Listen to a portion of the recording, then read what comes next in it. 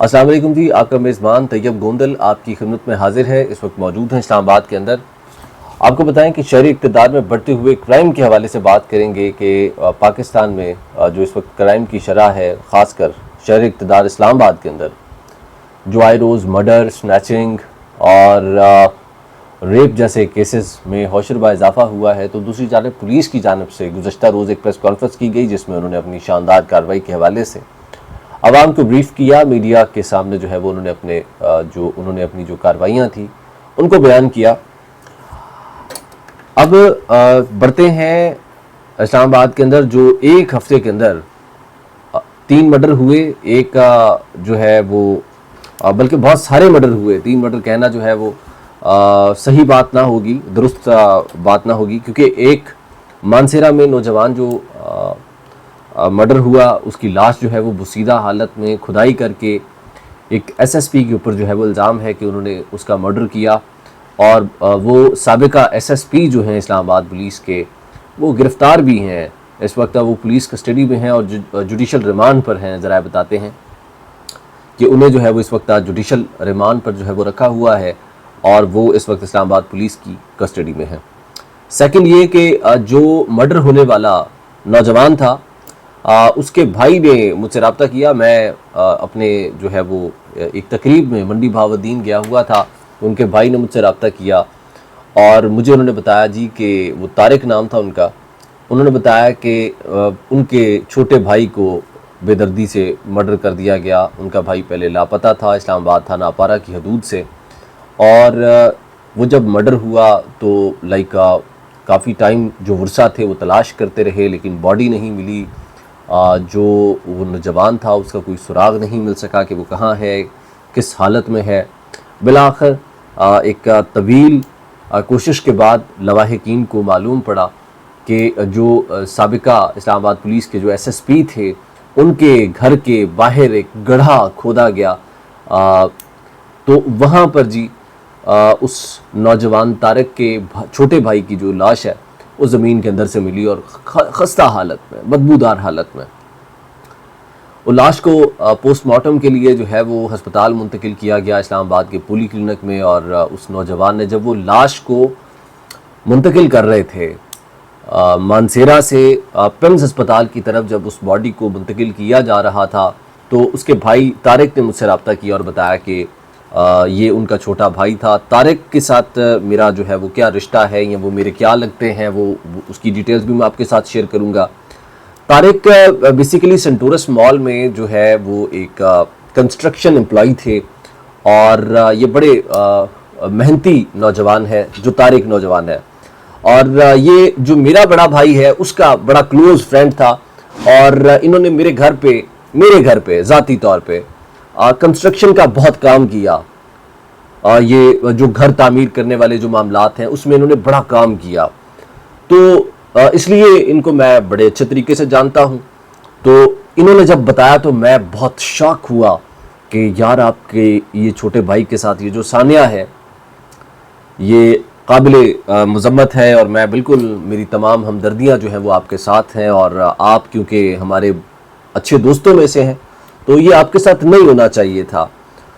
تو وہ بیچارہ بڑا مزدور محنتی سا نوجوان تھا جس کے چھوٹے بھائی کو مرڈر کیا گیا، کیونکہ اسے میں ذاتی طور پہ جانتا تھا۔ پھر وہ جب اکثر ہم بیٹھا کرتے تھے کام شام ختم کرنے کے بعد، تو وہ اپنے اس چھوٹے بھائی کی بڑی تعریف کیا کرتا تھا۔ بڑا ٹیلنٹڈ لڑکا تھا یہ جس کو مرڈر کر دیا گیا۔ ابھی کیونکہ میری ذاتی طور پہ جب سے میں منڈی بہاؤالدین منسٹری آف ہیلتھ کا ایک ایونٹ تھا، وہاں پر مجھے جو ہے وہ خصوصی طور پر انوائٹ کیا گیا تھا، میں وہاں گیا تھا، تو میں جب مجھے طارق کا فون آیا تو میں پہنچ نہیں سکا۔ تو جب یہ ساری صورتحال میں نے ان سے فون پر میری ان سے گفتگو ہوئی، تو پھر میں نے اپنے کچھ میڈیا کے دوست تھے اسلام آباد ٹی وی سے، نکی گردیزی کو میں نے جو ہے وہ فوری طور پر ان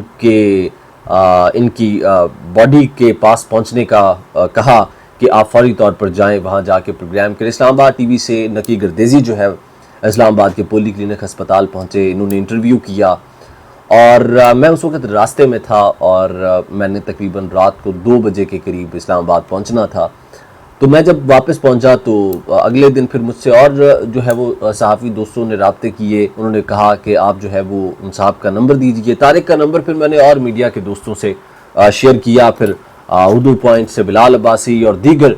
صحافی دوستوں نے بھی ان کے انٹرویوز کیے, لیکن ابھی تک میرا ان سے, کیونکہ انہوں نے مجھے انوائٹ کر رکھا تھا اپنے بھائی کی کلخانی پہ, تو میں اپنی کسی ذاتی مصروفیت کی وجہ سے وہاں جا نہیں سکا. لیکن ابھی آج میں کوشش کروں گا کہ اس پروگرام کے بعد ان کا انٹرویو اس کے ساتھ ضرور شامل کیا جائے, تاکہ ہمیں معلوم ہو سکے کہ اس کے اصل محرکات کیا ہیں. تو جو گزشتہ روز ڈی آئی جی اسلام آباد کی جانب سے کی جانے والی جو پریس کانفرنس کی ڈیٹیلز ہیں وہ جو میں آپ کے ساتھ شیئر کر رہا تھا تفصیلات, تو وہاں جب میری ڈی آئی جی آپریشن اسلام آباد جواد طارق صاحب سے ملاقات ہوئی تو میں نے وہاں پر ان سے یہ سوال کیا کہ ایک سابقہ ایس ایس پی ان کے مرڈر کے اندر جو ہے وہ انوالو ہیں, تو پولیس جو ہے وہ کیا کارروائی کر رہی ہے. تو انہوں نے بتایا, وہ یقینی طور پہ ہم پروگرام اپنا چلا چکے ہیں,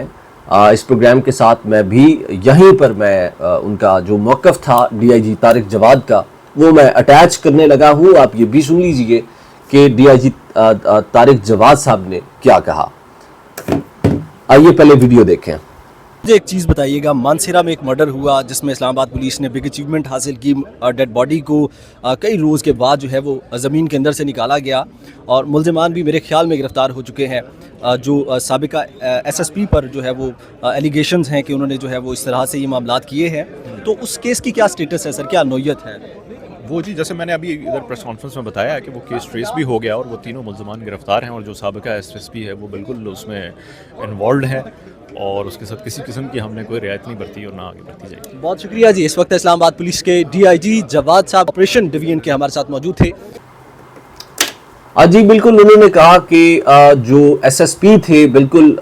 وہ سابقہ ایس ایس پی تھے اور اس وقت پولیس کی کسٹڈی میں ہیں, اور ان کے خلاف جو ہے وہ سخت اقدامات کیے گئے ہیں, اور 302 کے تحت سابقہ ایس ایس پی کے خلاف مقدمہ درج کر لیا گیا ہے.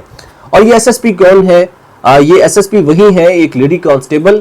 اقرا کے خلاف ان کی جانب سے جو ہے سابقہ ایس ایس پی کی جانب سے ان کے ساتھ زبردستی کرنے کی کوشش کا الزام تھا. ان کے ساتھ اقرا جو لیڈی کانسٹیبل اسلام آباد پولیس تھی جو کہ وفات پا چکی ہیں, ان کے ساتھ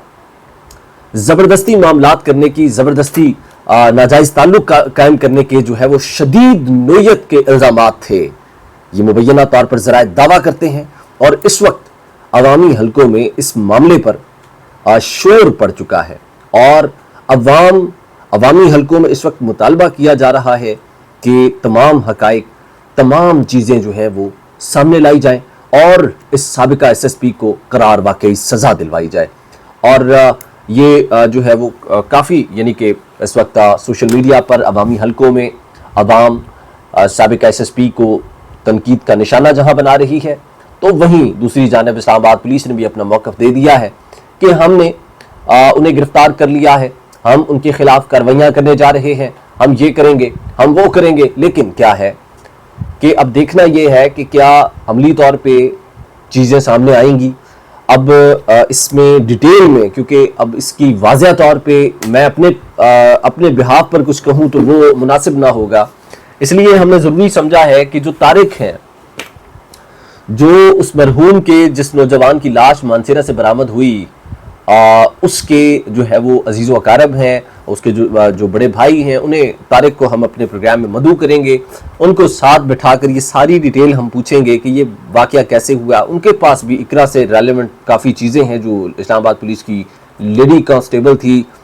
جو ان صاحب کی زد میں آ کر انہوں نے جو ہے وہ انتقال کیا, اور یہ ساری چیزیں ہیں جو آپ کے ساتھ شیئر کرنی باقی ہیں. اور میرے نیکسٹ پروگرام میں ہمارے اگلے مہمان جو ہیں وہ طارق ہوں گے, جن سے ہم تفصیلی طور پر گفتگو کریں گے کہ آخر یہ ماجرا کیا تھا, کیونکہ ابھی تک عوام اس سسپینس میں ہے, عوام جاننا چاہتی ہے کہ جو طارق ہے, جو طارق کا جو چھوٹا بھائی ہے, وہ مانسہرہ میں مرڈر کیوں ہوا اور ایس ایس پی کے ساتھ اس کے کیا تعلقات تھے, آخر ایس ایس پی نے اسے قتل کیوں کیا, آخر مانسہرہ طارق کا چھوٹا بھائی کیسے پہنچا, اور اس کے ساتھ کیا کلیش تھے, اور یہ ساری چیزیں ہیں. بہت سارے سوالات ہیں جن کے جوابات ابھی تلاش کرنے باقی ہیں. ان سارے جوابات کے ساتھ اگلے پروگرام میں میں آپ کی خدمت میں دوبارہ حاضر رہوں گا. اپنے میزبان طیب گوندل کو اجازت دیں. اللہ نگہبان.